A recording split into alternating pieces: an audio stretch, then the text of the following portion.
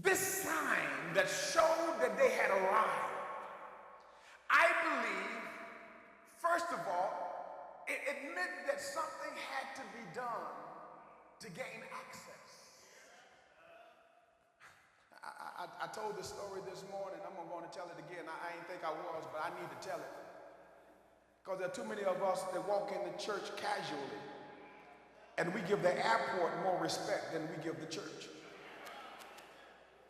We were going a few years ago to a trip, leadership training down in Dallas, Texas, and we were in the Philadelphia airport.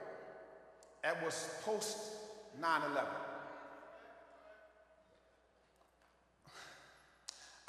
I'm not going to call no names, but, well, Reverend Purtle left his bag in my care. I had my laptop.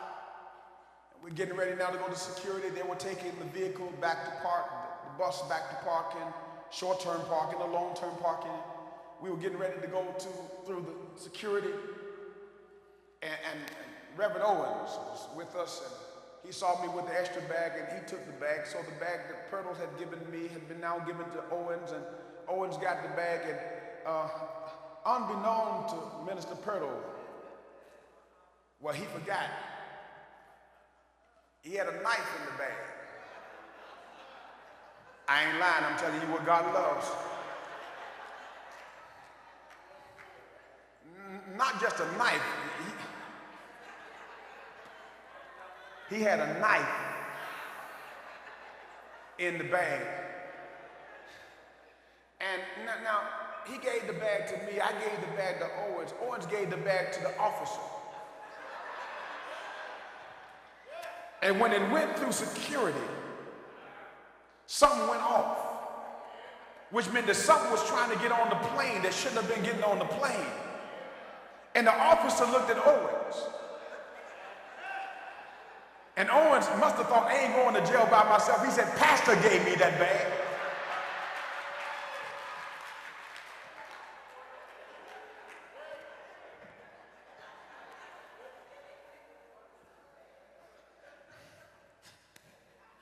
I know he ain't got my back now. Amen. And I said that because the screening process suggested we do some things, and ever since that day, before I get ready to take a flight, I'm checking stuff because I don't want to walk in with some stuff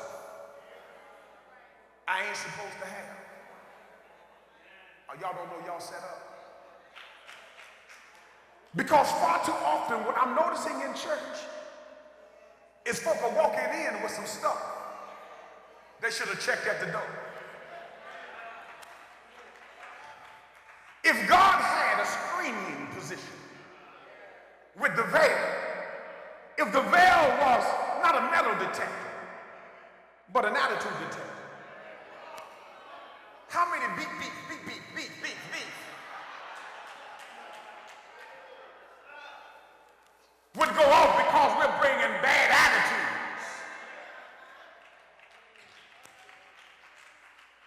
What if the screen of the veil was an eye adjuster?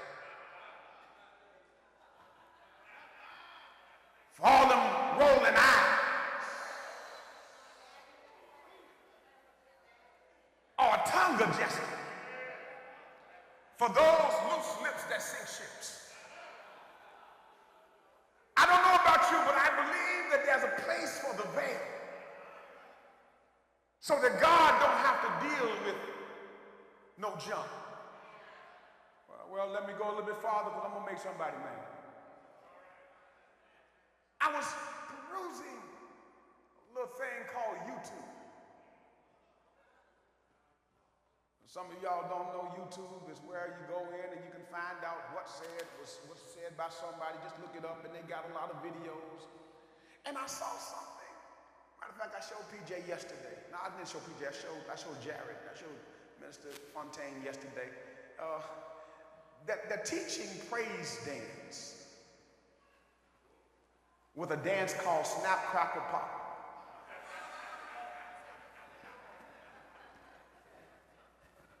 than you do the church. Oh, yeah. The commentaries behind this actual teaching, this tutor note, suggest that these are new praise dance things for the contemporary church. I said, where is the veil? And then there's some song. I'm wondering in my mind, because there's a thing, and I'm not going to get into it today, there's a thing called strange fire. Leviticus chapter 10 says that God is he's so directed in what he wants that you plan a dangerous game when you come in and try to give him something that looks like the real thing.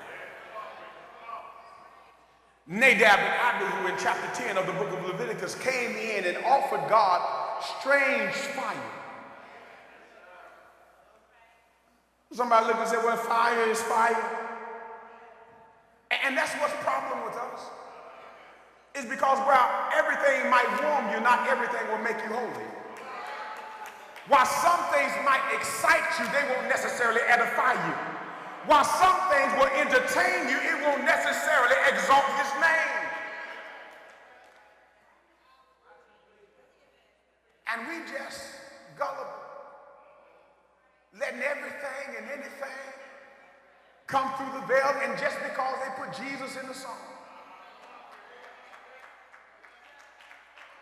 we call it holy.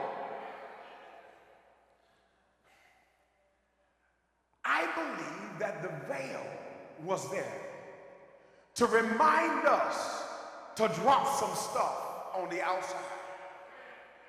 Let me go one more place and then I'm going to leave you alone. Because I got to get this thing called attire. Because I honestly believe that when we come through the veil in the presence of God,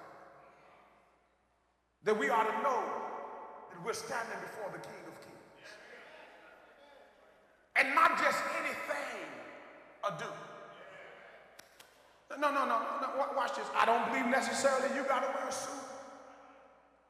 But it ought to indicate that you're going to see somebody who's worthy.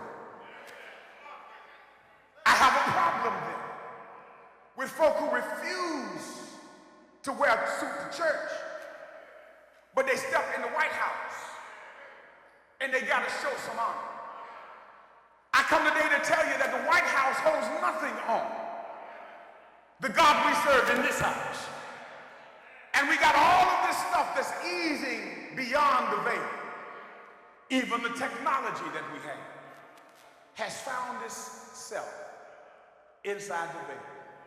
Well, what are you talking about, McAdoo? There used to be a time when folk passed notes. Now they don't pass notes. They text each other.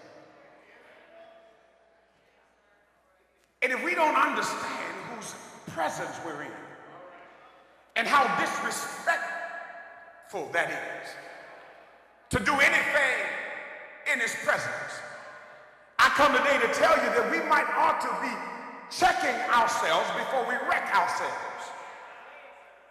Well, here's what they did. They got the church in gear before they got to church.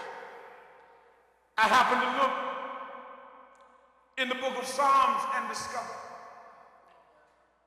that God left directives on how to get ready to go beyond the veil of entry. I hear Psalms 100 whisper directions to us today.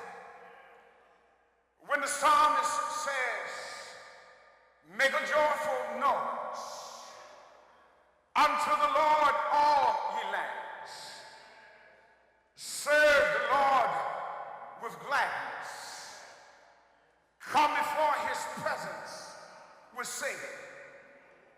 Know ye that the Lord, he is God. It is he